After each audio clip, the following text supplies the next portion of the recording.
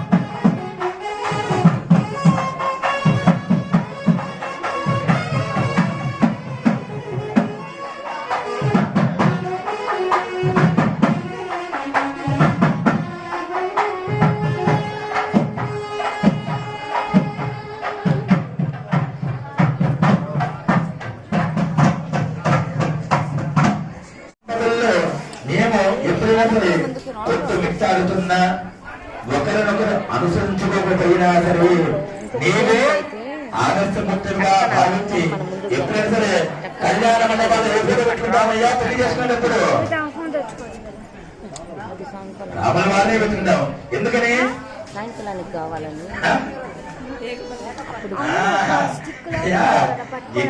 మీరిద్దరు మాత్రమే మనుషులే వేరు. మీ మాట ఒకటే ఏకపరిచి దానికి కాబట్టి మా ఒక ప్రాణాపన్నానా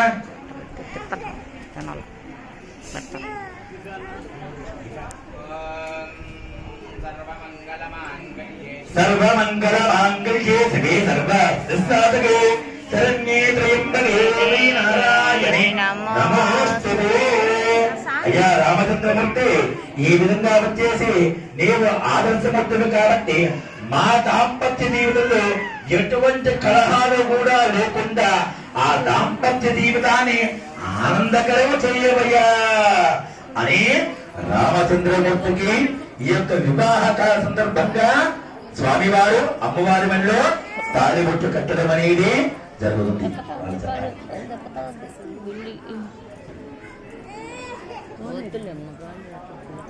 నాయనా భజంత్రిలో ఒక మంచి కీర్తన.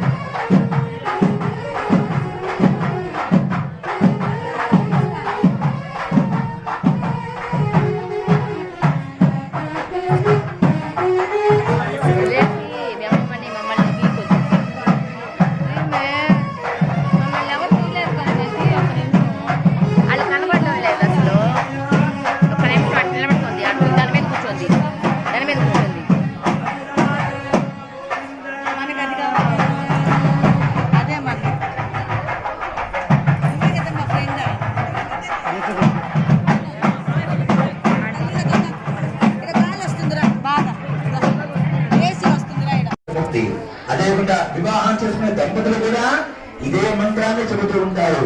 కానీ ఇక్కడ లోక కళ్యాణార్థం కోసం మొదలు మాత్రమే చేసుకుంటున్నాం కాబట్టి మాంగళ్యం తంతునానేన లోకరక్షణ హేతునా.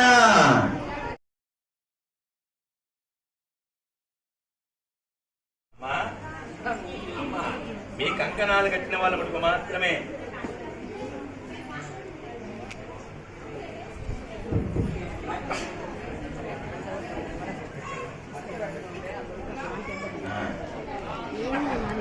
అంతా మీ ఇద్దరే, వీడియో మొత్తం మీ ఇద్దరే కనబడుతుంది. అందరూ రాముల వారి పాదాలు చూసి నమస్కారం చేసుకున్నామా. జై శ్రీమద్రమారమణ గోవింద గోవింద.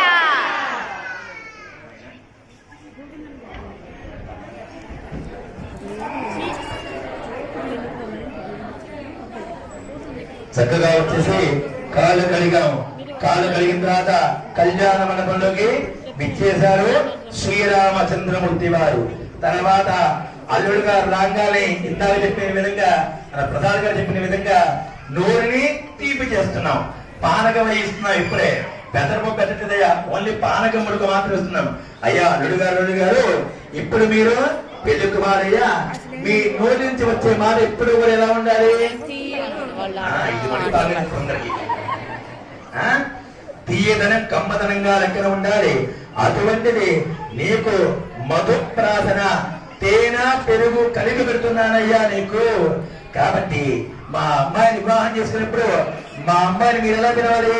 ప్రేమగా పిలవాలి, తీయగా కాదు. ఇప్పుడు ప్రేమగా మటుకు మాత్రమే పిలవాలి. కఠినంగా అనేది ఒక్క మాట కూడా మాట్లాడకూడదు. ఎప్పుడు కూడా ఎవరిని కూడా వేలెత్తి చూపించకూడదు. ప్రతి ఒక్కరు ఆశీర్వచనం మటుకు మాత్రమే కంది ఉండాలి. అంతేకాకుండా మీరు ఎప్పుడూ కూడా అన్ని విషయాలు కూడా సభ్యంగా మటుకు మాత్రమే మాట్లాడి ఏ ముఖ్య వాక్యము కూడా కఠినంగా అపసభ్యంగా మటుకు మాట్లాడకూడదయ్యా అని అప్పుడు స్వామి వారికి వేద పండితులు మధుప్రాసన పెరుగు తేనె కలిపి తినిపిస్తున్నారు. అది చూసి నమస్కారం చేసుకునే ఆ భక్తులందరూ కూడా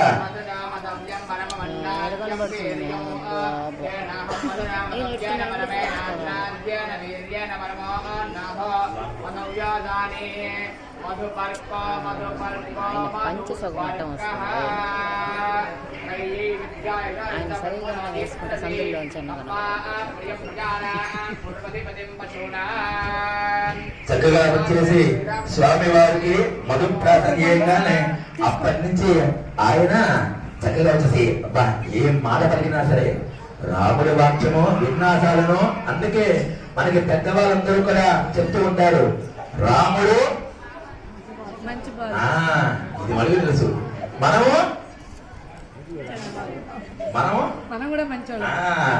రాముడు మంచివారైతే మనం కూడా అందరూ మంచివారమే. ఆయన నడవడికలో మనం నడుస్తాం కాబట్టి అటువంటి నాయన నీ యొక్క కళ్యాణ మహోత్సవానికి నీవు ఎలాగైతే తీయటి వాక్యం పలుకుతుంటావో కాబట్టి కూర్చున్న మేమందరం కూడా ఎవరితో కూడా ఏ మాట కూడా కఠినంగా మాట్లాడమయ్యా. కాబట్టి అటువంటి తీయతనాన్ని మా జీవితాల్లో కూడా మా యొక్క నోటి వాక్య ద్వారా కూడా మనకు మాత్రమే కలగజేయను ఆయన. అందుకే అంటారు పెద్దవాళ్ళలో ఒక మాట ఉంది, ఏంటంటే నోరా వీపుకు సున్నం తేవద్ది అని అంటుంటా.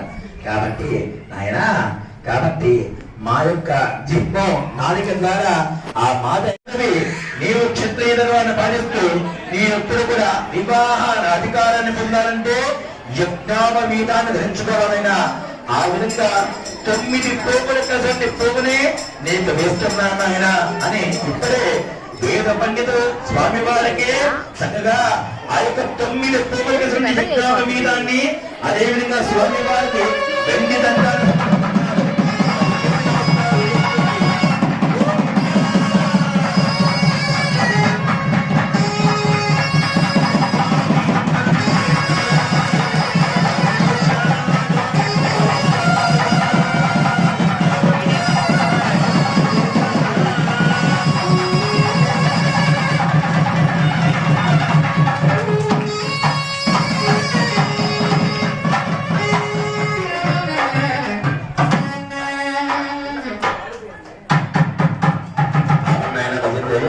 అయిపోయిన తర్వాత ముందుగా ఎప్పుడైనా సరే అందరూ పెద్దవాళ్ళలాగా ఉన్నారు కానీ పెళ్లిళ్ళై చాలా కాలం ఉన్నాయి. కాబట్టి ఇప్పుడు ఆ విషయాన్ని కూడా ఒకసారి తెలుసుకుందాం.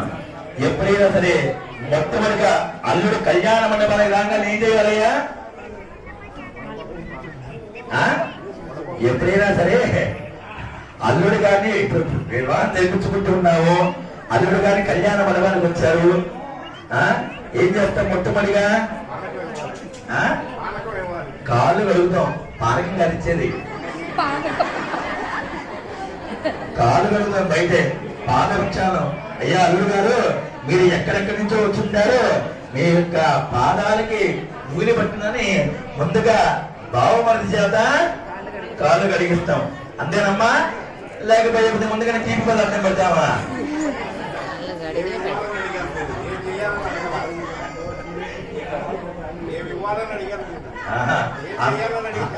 అందులో కూడా అర్థాలు కూడా వచ్చినాయా? అన్ని అర్థాలు వస్తే కష్టమయ్యా. కాబట్టి ముందుగా అల్లుడు గారు కళ్యాణ మండపానికి ఇప్పుడే విచ్చేశారు శ్రీరామచంద్రమూర్తి. కాబట్టి ఆ యొక్క పాదాలు రామచంద్రమూర్తులుగా భావించి కాలు కలుగుతున్నారు వేద పండితులు.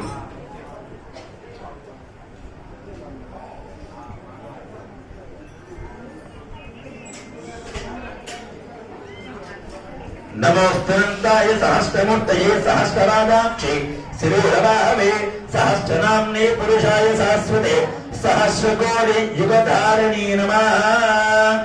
నమో బ్రహ్మణ్య దేవాయ గో బ్రాహ్మణయుధాయ జగద్యదాయ కృష్ణాయ గోవిందాయ నమో నమః. యావతీర్వే దేవత सा सर्वा वेद विधि ब्राह्मणे वसन्ते तस्मात् ब्राह्मणेभ्यो वेद विद्यो दिवे दिवे नमस्कुर्यान्न श्रीलङ्के कीर्तये एता एव देवता प्रीणाति. చక్కగా వచ్చేసి ఇప్పుడే ఆ యొక్క రామచంద్రమూర్తి కళ్యాణ మండపానికి రాగానే ముందుగా వేదమంత్రోచ్చారంతో ఆయన పాదాలన్నీ కూడా చక్కగా కడిగి చక్కగా ఆయన ఎక్కడికి ఇస్తున్నాము కళ్యాణ మండపం మీదకి ఇప్పుడే ఆశీలమని కూర్చోబెడుతున్నాం. కాబట్టి ఆ పాదాలు చక్కగా వచ్చేసి రాముడి పాదము తాకినా చాలు.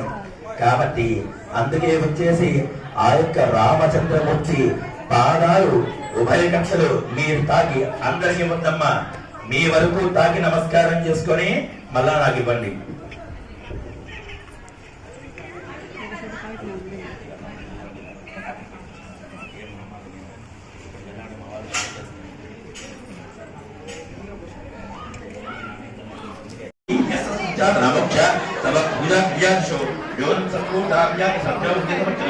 మంత్ర శ్రీ శ్రీరామచంద్రమూర్తయే నమః. యత్పూజితమయా దేవ పరిపూర్ణం తథాస్తుతే అనయా ధ్యానమావాహనాది ప్రాతఃకాల ఆవాహన పూజయాత వతన నైవేద్యాత భగవాన్ సర్వదేవాత్మకః సర్వం జీ సకల దేవతాయ నమః. శ్రీరామచంద్రమూర్తి దేవతా సహిత రక్షాబంధన దేవతా పూర్వక యజ్ఞోపవీతాం దేవ్యే నమః. సుప్రీత సుప్రసన్న సుముహూర్త వరదా భవంతు. సర్వం శ్రీ శ్రీరామచంద్రమూర్తి దేవతార్పణమస్తు. నాయన 13 గట్టి మేళం